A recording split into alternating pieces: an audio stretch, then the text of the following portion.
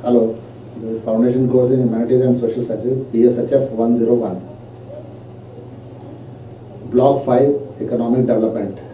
Unit 17, Features of the Indian Economy. The topics that are to be covered are Introduction, Features of the Indian Economy, Growth and Development, Mixed Economy, Demographic Transition, Sectorial Composition of GDP, Employment Structure, Intergovernmental Fiscal Relations. Introduction. Economy denotes the operations and management of the economic activities related to production of goods and services, consumption, investment, exchange of goods and services within the geographical. The objective before economy is to utilize the scarce resources efficiently so that the production of the goods and services maximized and cost is minimized.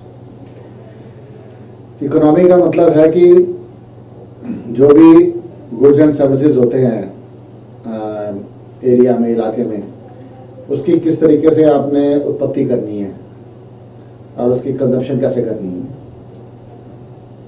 Best way में, जो possible way में है, वो सारी उसमें management of economic system आता है।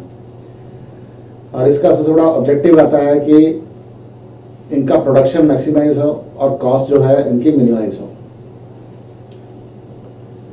Features of the Indian economy. The Indian economy is a developing economy. Developing मतलब तीन तरह की इकोनॉमी होती है, एक under developed, developing and developed. Under developed तो बहुत छोटे देश आते हैं, जैसे बांग्लादेश वगैरह है, अफ्रीका के देश हैं, एशिया के कुछ और देश हैं जो काफ़ी गरीब हैं, जो कहते हैं बिफोर बिलो पॉवर्टी लाइन चलते हैं। डेवलपिंग है कि ये डेवलप्ड और अंडर डेवलप्ड के बीच की स्टेज है। और इंडिया का कहता है it is the most developing among the most developed among the developing economies of the world. Developed countries आते हैं US, England, France, Russia etcetera. Second feature है the Indian economy is a mixed economy in the sense that both private sector and public sector. Indian economy एक mixed economy है। ज़्यादा जो advance countries है उनमें capitalist system है, वहाँ पर प्राइवेट सेक्टर चलता है। गवर्नमेंट प्रोडक्शन नहीं करती, प्राइवेट लोग करते हैं अपना बजट बना के।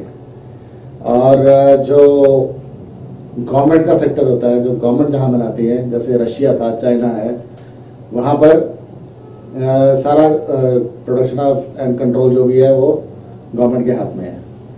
तो इंडिया ने दोनों के एडवांटेज लेने की कोशिश करी कि पब्लिक सेक्टर भी है, प्राइवेट सेक्टर भी है, तो इसलिए इन दोनों को साथ में रखा और ये मिक्स्ड इकोनॉमी बनाया। It is characterised by high population density and population growth. यहाँ पर बहुत ज़्यादा पॉपुलेशन है, एक इलाके में बहुत ज़्यादा पॉपुलेशन है, यानी अगर 1 किलोमीटर में लोग रहते तो वहाँ पर हो सकता है कि 500 लोग रहते हैं, उससे ज़्यादा भी रह सकते हैं। और पॉपुलेशन ग्रोथ भी बहुत ज़्यादा हो रही है, दिनों दिन बढ़ती जा रही है। About 1/3 of the population live below poverty line, मतलब कि तीसरा हिस्सा जो है पॉपुलेशन का, जनसंख्या का, वो पॉवर्टी लाइन एक इन्होंने फिक्स कर दिया कि इससे नीचे आदमी की इनकम नहीं होनी चाहिए। उसके नीचे अगर कोई है तो वो बहुत ही गरीब है, मतलब उसे रोटी, कपड़ा, मकान, या तीन चीज़ें बिल्कुल नसीब नहीं हो पाते। पर 1/3 यानी कि अगर हमारी 1,26,27 लाख है तो 30 करोड़ के करीब हमारे पॉवर्टी लाइन के नीचे जी रहे हैं।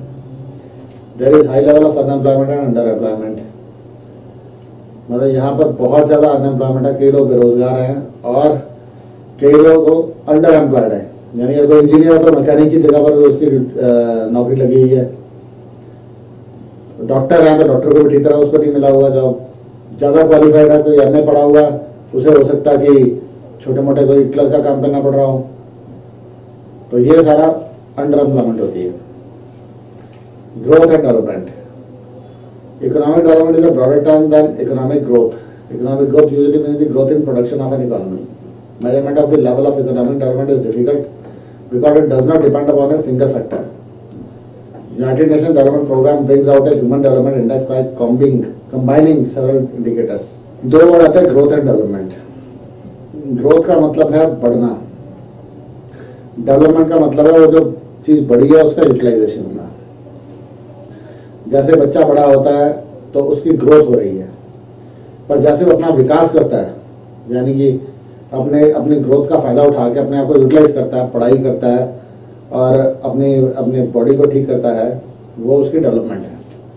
तो ऐसे ही इकोनॉमी में आता है कि इकोनॉमिक ग्रोथ हो रही है, कि वो चीज़ बढ़ रही है, मगर उसका यूटिलाइजेशन क्या हो रहा है, उसका डेवलपमेंट क्या हो रही है, वो भी देखना है। Measurement of the law of economic development is difficult because does not depend upon a single factor. किसी एक फैक्टर के ऊपर इकोनॉमिक डेवलपमेंट नहीं लिया जा सकता, इसके लिए कई फैक्टर्स होते हैं। United Nation Development Programme brings out a human development index by combining several indicators. UNDP United Nation ने प्रोग्राम बनाया हुआ, उसके हिसाब से उन्होंने एक चार्ट बना दिया और इंडिकेटर बना दिया कि इसके हिसाब से डेवलपमेंट मानी जाएगी। Mixed economy, Indian economy is a mixed economy where private sector and public sector coexist and contribute to the production process. A producer in the private sector, usually motivated by higher profits, takes the risk of setting up an industry, purchases inputs, produces output and sells the output in the market for a price. जैसे पहले भी बताया मैंने कि इधर public sector private sector इकट्ठा है, दोनों को बराबर का हिस्सेदारी दी गई है, जिससे मिक्स्ड इकोनॉमी मानी गई है, यानी कि दोनों के एडवांटेज दिए गए हैं। प्रोड्यूसर जो प्राइवेट सेक्टर में है वो अपने इंडस्ट्री बनाता है, रिस्क लेकर अपनी इंडस्ट्री बनाता है,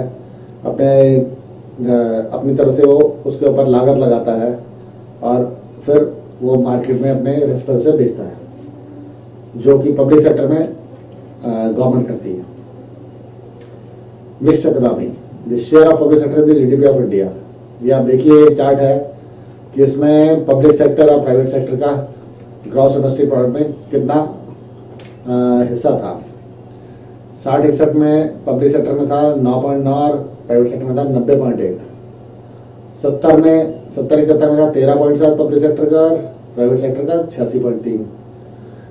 80-81 में पब्लिक सेक्टर का था 19.5 और प्राइवेट सेक्टर का 80.5। 90-91 में 25.1 था पब्लिक सेक्टर और प्राइवेट सेक्टर का था 74.9। और 1998-99 इसमें 25.1 ही रह गया पब्लिक सेक्टर और वो 74.1 पर आ गया प्राइवेट सेक्टर। इसका मतलब है ओपन इकोनॉमी होनी शुरू हुई है 90 के बाद में। उससे पहले सारा ये चीज़ थी कि सारा गवर्नमेंट एक्वायर करी जा रही थी हर चीज़ को, बैंक्स का भी नेशनलाइजेशन हो रहा था। 90-91 में मनमोहन सिंह जब फाइनेंस मिनिस्टर बने थे, उन्होंने ये ओपननेस की पॉलिसी शुरू कर दी थी। पब्लिक सेक्टर पे इन्वेस्टमेंट बंद करा दी थी और प्राइवेट सेक्टर को ओपन करना शुरू कर दिया था। फॉरेन मार्केट्स के लिए भी ओपन होना शुरू हो गया था। तब से ओपननेस शुरू हुई जो अब तक चलती जा रही है स्टडीली। अब यह समझा जा रहा है कि भाई गवर्नमेंट बिजनेस नहीं कर सकती, बिजनेस प्राइवेट सेक्टर ही करते हैं, बस गवर्नमेंट का काम है कंट्रोल का, चेक्स एंड कंट्रोल्स का। डेमोग्राफिक ट्रांजिशन, डेमोग्राफिक ट्रांजिशन का मतलब है कि पॉपुलेशन किस तरीके से बढ़ती है। India accounts for 2.4% of the world surface area but it has 16.7% of the world population. आप देखिए कि हिंदुस्तान के पास में पूरी दुनिया में सिर्फ 2.4% हिस्सा है जमीनी तौर पर, जमीन जो है, और इधर जो पॉपुलेशन है इसकी वो पूरे वर्ल्ड की 16.7 है। कितना डिफरेंस है। Change in the size of population test through 3 demographic events, birth, death, migration. किसी भी देश में पॉपुलेशन का जो चेंज होता है, जनसंख्या बढ़ती घटती 3 फैक्टर से है। पहला बर्थ, जन्म से, यानी ये कितनी वहां पर बर्थ हो रही है। दूसरा डेथ, कि वहाँ कितनी मौतें हो रही हैं। तीसरा है माइग्रेशन, अगर वहां बर्थ ज्यादा है, डेथ कम है तो पॉपुलेशन बढ़ेगी। बर्थ कम है, डेथ ज्यादा है तो पॉपुलेशन घटेगी। माइग्रेशन वहां पर बहुत ज्यादा हो रहा है, मतलब बाहर से लोग वहां पर पहुंच जा रहे हैं तो पॉपुलेशन बढ़ेगी। वहां से लोग बाहर को जा रहे हैं तो पॉपुलेशन घटेगी। Demographic transition, demographic transition can be divided into 3 stages.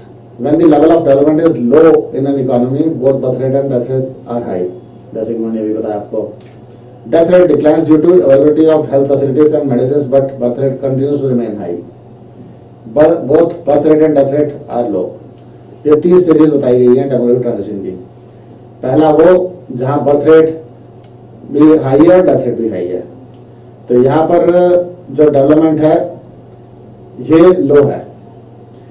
फिर दूसरा आता है स्टेज, डेथ रेट जो है वो कम हो गई है, क्योंकि वहाँ हेल्थ फैसिलिटी काफ़ी आ गया है, काफ़ी डॉक्टर्स वगैरह हैं, मेडिसिन है, इलाज हो जाते हैं। और इससे बर्थ रेट जो है वो ज़्यादा है, इस पर पॉपुलेशन बढ़ रही है। तीसरा, बहुत birth rate and death rate are low, birth भी कम है और डेथ भी कम है, तो इससे पॉपुलेशन वही स्टडी है। Sectoral composition of GDP, economic activities can be divided into 3 categories: primary activities agriculture, forestry and logging, fishing; secondary activities mining, manufacturing, electricity, gas, water supply, construction; tertiary activities trade, hotel, transport, storage, communication, banking, real estate, public administration। 3 category में हम economic activities को divide कर सकते हैं: primary, secondary, tertiary. Primary activity वो होती है जो बिल्कुल बेसिक होती है, जैसे खेती बाड़ी हो गई, जंगल में से लेके आना, लकड़ी लेके आनी, जानवरों का शिकार करना, फिशिंग, मछली पकड़ना, जो मतलब बिल्कुल ही जिसमें कोई स्पेशलाइजेशन नहीं चाहिए, सिंपल आपने काम करना है, नेचुरल फॉर्म में आपके पास अवेलेबल है, उसी को आपने कलेक्ट करना है। सेकेंडरी एक्टिविटी है कि आपने कुछ कंस्ट्रक्शन का, कुछ आपने प्रोडक्शन का काम करना है वो। और टर्शियरी एक्टिविटीज आता है सर्विस सेक्टर, जहाँ पर बैंकिंग है, ट्रेड है, होटल है, ट्रांसपोर्ट है, स्टोरेज है, कम्युनिकेशन है, पब्लिक एडमिनिस्ट्रेशन है, ये सारा टर्शियरी सेक्टर में आता है। एम्प्लॉयमेंट सेक्टर, ये चार्ट है एक, इसमें देखिए 1993 में, 1993, 1994 और 99, 2000 में क्या था। प्राइमरी सेक्टर 83 में 68.5 था, 93, 94 में 64.5 था, 64.3 था, 99, 2000 में 59.8 था। इसका मतलब ये कम हो रहा है। सेकेंडरी सेक्टर धीरे धीरे बढ़ रहा है, पर थोड़ा सा बढ़ा है, 14.3 से 15.4 से 17.4। सर्विस सेक्टर ये थोड़ा सा ज़्यादा बढ़ा है, पर इसका भी कोई बहुत ज़्यादा ग्रोथ नहीं हुआ। अभी भी प्राइमरी सेक्टर की ही रेशो सबसे ज़्यादा है। और टोटल एम्प्लॉयमेंट इन करोड़ जो है 83 में 30.28 थी, 93, 94 में 37.75 थी, और 99, 2000 में 39.70 करोड़ थी। इसका रेशो वही रहा है। Intergovernmental fiscal relations, Constitution provides for 3 layers of government: central, state and local. There should be no fiscal overlapping so that the same tax should be imposed by more than one layer of government. In order to tackle the problems of inadequate tax revenue at the state level, the center transfers to the states, taxes to the states. जो fiscal relation का मतलब है कि finance के लिए क्या relation है, और फाइनेंस पैसा कहाँ से आता है, वो ज़्यादातर टैक्स से आता है, लोन से आता है, फाइनेंशियल इंस्टीट्यूट से आता है। तो इस पर टैक्स का इन्होंने सिस्टम बनाया हुआ कैसे है। हमारी कॉन्स्टिट्यूशन में दिया गया है कि कुछ ऐसे टैक्सेस हैं जो सेंट्रल गवर्नमेंट ही लगाएगी और वही कलेक्ट करेगी, कुछ टैक्सेस ऐसी हैं जो सेंट्रल गवर्नमेंट लगाएगी, कलेक्ट स्टेट गवर्नमेंट करेगी, और कुछ ऐसे टैक्सेस हैं जो सेंट्रल गवर्नमेंट लगाती है और उसे कलेक्ट करने के बाद फिर स्टेट गवर्नमेंट को दे देती है, और कुछ ऐसे टैक्सेस हैं जो स्टेट गवर्नमेंट ही लगाती है, स्टेट गवर्नमेंट ही कलेक्ट करती है। Intergovernmental fiscal relations. There are 3 modes of transfer of funds from the center to the states. जैसे मैंने बताया, the center collects certain taxes and allocates a share of the tax proceeds to the states. कि centre collect करती है और उसका कुछ हिस्सा स्टेट को देती है। Transfer of funds in the center to the states is the grants and loans extended to states for implementing development plans.